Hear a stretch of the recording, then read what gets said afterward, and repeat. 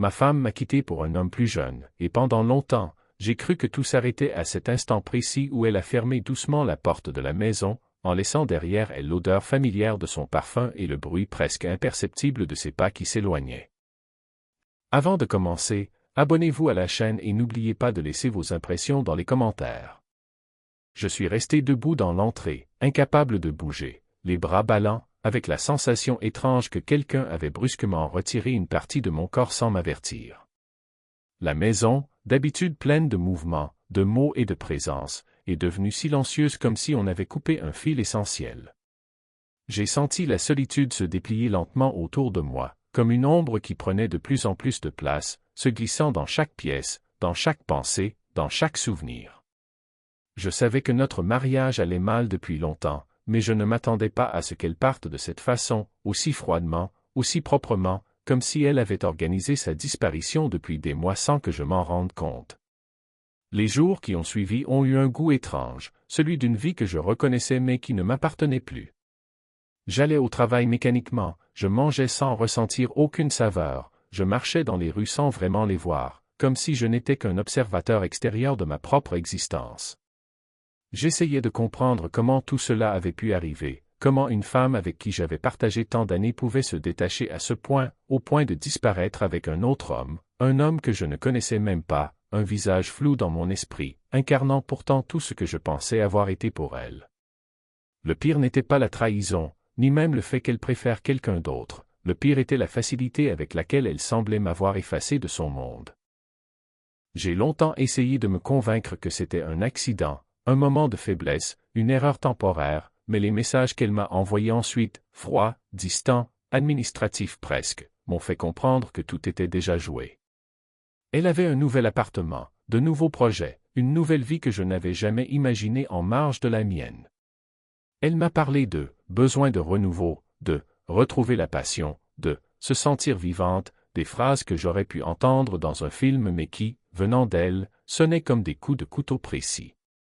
Pendant des semaines, j'ai essayé de survivre émotionnellement, de me reconstruire, de me convaincre que j'allais m'en remettre, que j'étais assez fort pour tourner la page. Mais chaque fois que je passais devant la chambre où elle dormait, chaque fois que je tombais sur un objet qu'elle avait touché, chaque fois que je revoyais nos photos, un ressentiment surmontait en moi. Ce n'était pas seulement de la douleur, ni même du chagrin. C'était quelque chose de plus profond, plus ancien, comme si une part de moi que je n'avais jamais rencontrée s'éveillait. Une part sombre, méthodique, réfléchie. Je ne voulais pas seulement que la douleur s'arrête, je voulais qu'elle comprenne ce qu'elle avait fait, qu'elle ressente à son tour ce vide, cette perte, cette humiliation. La vengeance n'est pas arrivée d'un coup. Elle s'est installée doucement, comme une idée discrète qui d'abord murmure, puis s'affirme, puis finit par occuper tout l'espace. J'ai commencé à analyser chaque détail, chaque étape de notre relation, chaque fissure qu'elle avait laissée derrière elle, pour comprendre comment utiliser tout cela.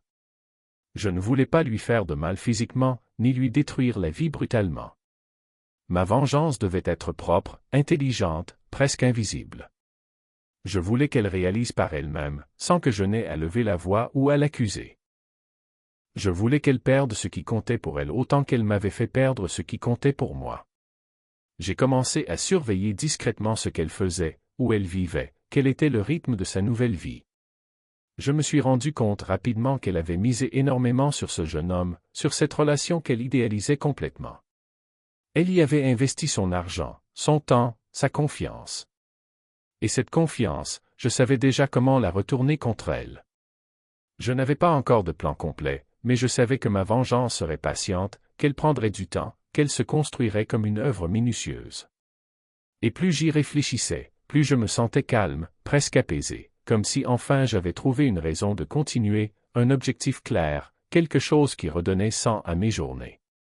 C'est ce jour-là, en me regardant dans le miroir, que j'ai compris que je n'étais plus le même homme que lorsque ma femme avait quitté la maison. Ce que j'avais perdu en amour, je le récupérais en détermination. Elle avait choisi un autre chemin, un autre homme, une autre vie. Très bien. Moi aussi, j'allais choisir quelque chose, la vengeance parfaite. Lorsque j'ai commencé à préparer ma vengeance, rien n'était encore définitif. C'était une énergie silencieuse, un mouvement interne, une reconstruction de moi-même autour d'un objectif unique, reprendre le contrôle de ce qui m'avait été volé. Pendant des années, j'avais joué le rôle de l'homme raisonnable, patient, indulgent. Mais maintenant que j'étais seul, sans obligation affective, sans regard posé sur moi, j'ai découvert une liberté étrange. Pour la première fois, je pouvais penser sans filtre, agir sans demander l'avis de personne, bâtir quelque chose qui m'appartenait entièrement. Cette liberté m'a permis de voir ma situation sous un angle nouveau. Je n'étais pas seulement un mari trompé, j'étais un homme qu'on avait sous-estimé. Et cette erreur allait leur coûter cher. J'ai commencé par analyser méticuleusement leur quotidien. Leur appartement, leur travail, leurs réseaux sociaux, leurs habitudes. Je ne voulais rien laisser au hasard. Je notais tout ce que je trouvais, même les détails qui semblaient insignifiants, car je savais qu'un jour, ils pourraient m'être utiles. Je me suis rendu compte très vite qu'ils vivaient dans une bulle fragile, une illusion de bonheur basée sur l'idée que la passion pouvait effacer les responsabilités. Le jeune homme en question n'était pas méchant, simplement immature, instable, un peu trop confiant en sa bonne fortune. Ma femme avait placé en lui des attentes qu'il ne pourrait jamais soutenir à long terme. C'était là ma première piste. J'ai discrètement observé comment ils géraient leur argent, comment ils parlaient de leurs projets, comment ils se présentaient en ligne. J'ai remarqué que ma femme dépensait beaucoup, cherchant à impressionner ce jeune partenaire, lui offrant des choses qu'elle ne m'avait jamais offertes, comme si elle avait besoin de prouver quelque chose. Elle investissait dans des projets qui n'avaient aucun sens, financés par son compte personnel qu'elle utilisait sans modération. Je n'avais pas besoin d'inventer un plan compliqué pour ruiner ce couple, je devais simplement accélérer la chute naturelle déjà en cours. J'ai commencé à contacter discrètement des personnes de leur entourage, sous des identités numériques parfaitement construites, laissant entendre certaines rumeurs concernant le jeune homme, surtout liées à sa fidélité et à sa stabilité. Rien de direct, juste quelques graines de doute. Je savais que ma femme avait un esprit anxieux, qu'elle cherchait toujours à contrôler l'imprévu. Il suffisait de secouer légèrement cet équilibre fragile pour la pousser à la méfiance. Et la méfiance est toujours le premier pas vers la rupture. Puis j'ai travaillé sur le jeune homme lui-même. Je me suis arrangé pour qu'il reçoive des opportunités trop belles pour être vraies, des offres de projets auxquels il n'aurait pas pu résister, mais qui l'obligeraient à faire des choix contradictoires avec ce que ma femme attendait de lui. Il a commencé à se disperser, à s'engager dans des initiatives irréalistes, trop grandes pour lui, trop exigeantes. Ma femme, de son côté, se retrouvait à devoir couvrir ses dépenses, à soutenir des rêves qui n'étaient pas les siens. Je n'avais rien besoin de forcer, ils séduisaient l'un l'autre. Ensuite, j'ai retourné leur propre façade médiatique contre eux. Ils avaient l'habitude de poster des photos heureuses, de montrer une vie parfaite. J'ai utilisé ces images, ces moments figés, pour construire autour d'eux un réseau de regards extérieurs, de critiques anonymes, de jugements discrets venant de personnes qu'ils ne connaissaient pas mais qui semblaient savoir beaucoup de choses. Peu à peu, leur vie s'est remplie de tensions. Ils ont commencé à se disputer, à douter, à remettre en question leurs choix. Ma femme, qui avait cru trouver la jeunesse, la liberté, la passion, se sentait à nouveau prisonnière, mais cette fois d'un homme incapable de lui offrir la stabilité qu'elle avait abandonnée chez moi. Pendant ce temps, je reconstruisais ma vie en silence. Je reprenais soin de moi, je réorganisais mes finances, je renouais avec des amis que j'avais délaissés, je me reconstruisais émotionnellement. Je ne voulais pas seulement détruire leur relation, je voulais que ma vie devienne un contraste éclatant. Qu'elle se rende compte un jour qu'en me quittant, elle avait perdu bien plus que ce qu'elle croyait avoir gagné. Ma vengeance prenait forme, élégante, précise, méthodique. Je n'avais pas besoin de violence, ni de confrontation. Je n'avais qu'à les pousser lentement vers l'effondrement qu'ils avaient eux-mêmes commencé. Et chaque jour, en observant leur façade se fissurer, je sentais une part de moi retrouver sa place, comme si je me réappropriais mon existence, morceau par morceau. Je savais que le moment de les confronter indirectement arriverait. Pas frontalement. Pas avec des cris ou des accusations. Mais avec une vérité simple, brutale, parfaitement conçue pour qu'elle réalise ce qu'elle avait détruit et ce qu'elle avait perdu définitivement. Et ce moment approchait. Le jour où tout a basculé pour eux est arrivé plus vite que je ne l'attendais. Leur façade craquait déjà depuis des semaines, mais je n'avais pas anticipé à quel point leur relation était fragile. Ce que je croyais être un équilibre instable n'était en réalité qu'une illusion maintenue par le désir de ne pas admettre la vérité, ils n'étaient pas faits pour tenir ensemble. Lorsque j'ai vu les premiers signaux d'effondrement, je n'ai eu qu'à accentuer légèrement la pression. Pas de manière brutale, pas de manière visible.